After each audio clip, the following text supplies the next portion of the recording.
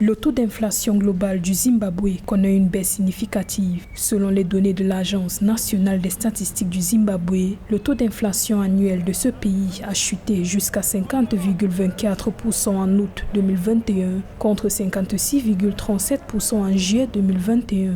Une situation due principalement au recul important de l'inflation alimentaire en glissement annuel qui est passé de 55,1% en juillet à 50,47% en août 2021.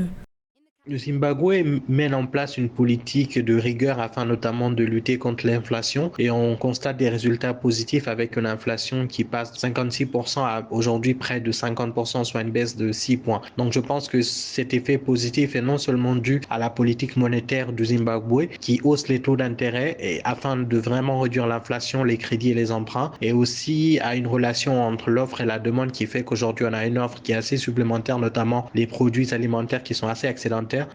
Cependant, le rapport publié par l'Agence nationale des statistiques indique que l'inflation mensuelle du Zimbabwe a augmenté de 1,62 points de pourcentage pour atteindre 4,18% en août contre 2,56% en juillet 2021.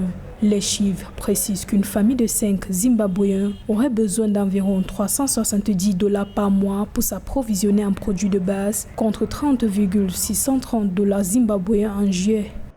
Avec l'équation offre-demande, on a des prix qui baissent, donc les demandeurs sont en position de force, donc ils négocient les prix à la baisse. Donc je pense que c'est ce qui explique cette baisse et aussi lié à une forte augmentation de l'offre et de la qualité de l'offre, car on voit que les exportations augmentent. Donc je pense que c'est un ensemble de facteurs non seulement dû au fait des exportations, mais aussi de la relation offre-demande qui favorise aujourd'hui les demandeurs et aussi la politique monétaire avec les taux d'intérêt qui explique cette situation.